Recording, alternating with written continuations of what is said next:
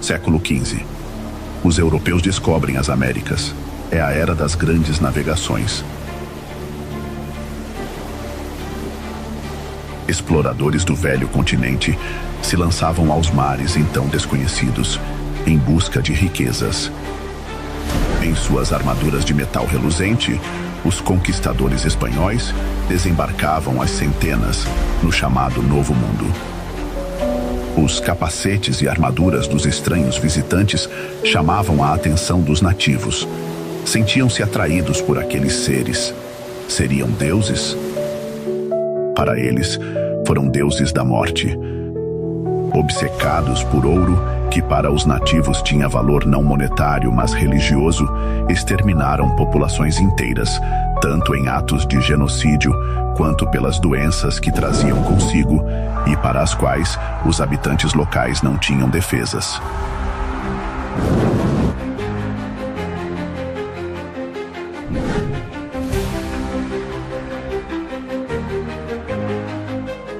Por serem muito ligados à terra, muitos deles não partiam dali após a morte, mesmo estando com seu espírito livre das amarras que os prendiam aos corpos físicos. Permaneciam nos mesmos locais, principalmente por apego ao próprio povo. Desorientados com a vida no mundo espiritual, sem saber para onde ir, milhares de desencarnados se reuniam no além, após serem jogados no limbo por um inimigo comum. Criou-se uma situação pouco comum na espiritualidade, ou na dimensão espiritual da América do Sul. Índios desencarnavam em grande número e não abandonavam suas casas nem vilarejos. Também não eram atraídos ao umbral, por não serem movidos por sentimentos de vingança ou luta. Apenas queriam ficar com seus parentes e amigos. Tornaram-se então espíritos errantes. Anos e anos se passaram, antes que estes espíritos entendessem que haviam desencarnado.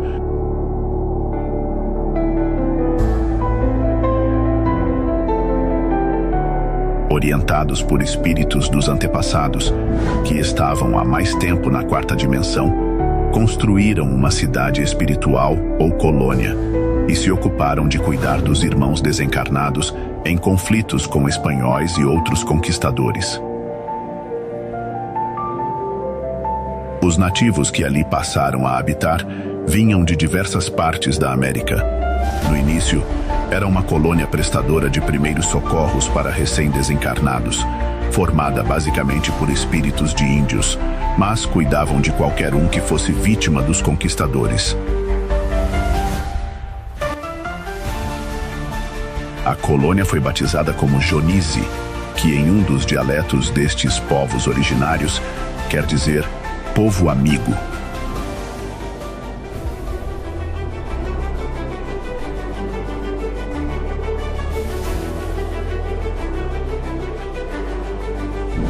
Séculos de matanças se passaram.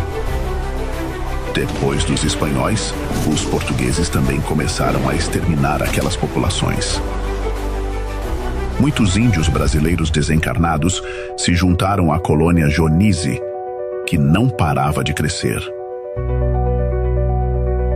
Sua extensão, com vários desdobramentos, já alcançava quase todo o comprimento da costa atlântica americana, indo desde onde fica a Flórida até o que é o atual Rio de Janeiro.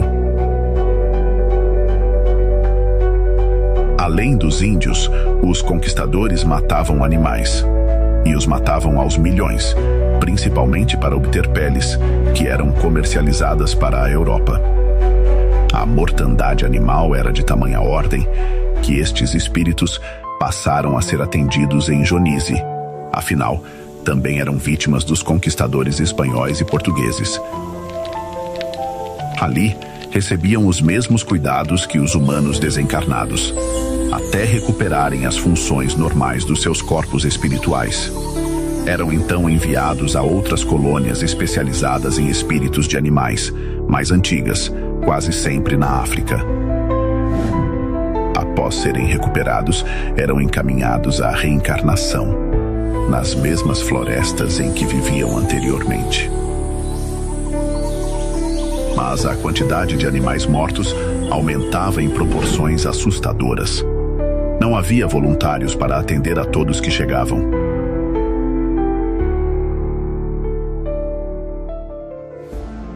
Joanize teve que recorrer a muitos espíritos voluntários africanos que possuíam maior experiência, mas ainda assim eram insuficientes para dar tratamento adequado às almas animais e humanas que ali chegavam aos milhares diariamente.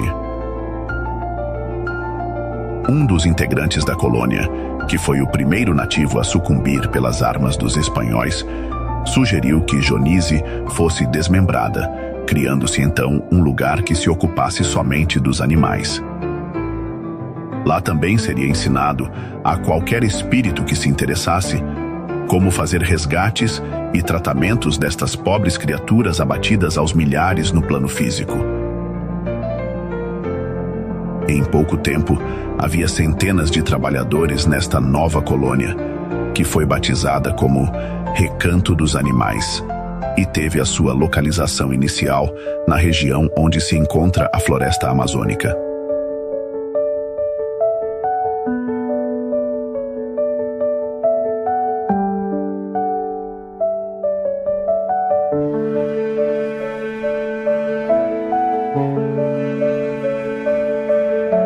Escolheram ficar sobre a selva para poder contar com o auxílio importante dos espíritos elementais, protetores da floresta. Muitos dos conquistadores espanhóis, portugueses e ingleses, ao desencarnar e perceber o grande mal que fizeram em vida, também se apresentavam como voluntários no mundo espiritual, ajudando tanto em Joanize quanto no Recanto dos Animais.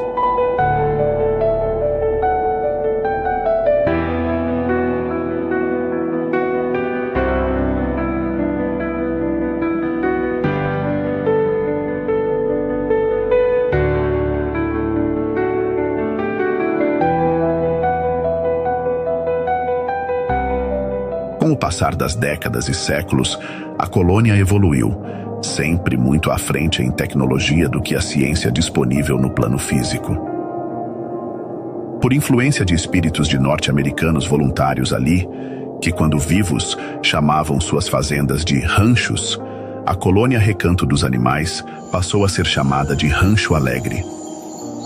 A localização também mudou, e ela ficou estacionada sobre os estados do Mato Grosso, onde se encontra a maior fauna brasileira e do mundo.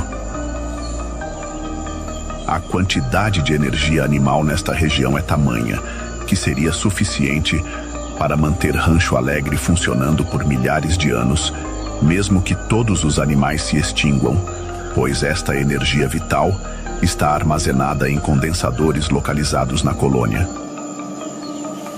Assim foi a criação da colônia Rancho Alegre, uma das milhares de colônias espirituais dedicadas a estes nossos irmãos, onde todos os animais que estavam velhos e doentes voltam a ter vigor e saúde, e aqueles que estavam machucados ou aleijados ficam inteiros e fortes novamente. E no caso dos animais domésticos, se encontram exatamente como nas nossas melhores e mais felizes lembranças dos tempos em que estavam encarnados ao nosso lado. Mas agora, aguardando suas novas vidas em novos corpos, na evolução infinita dos seus espíritos.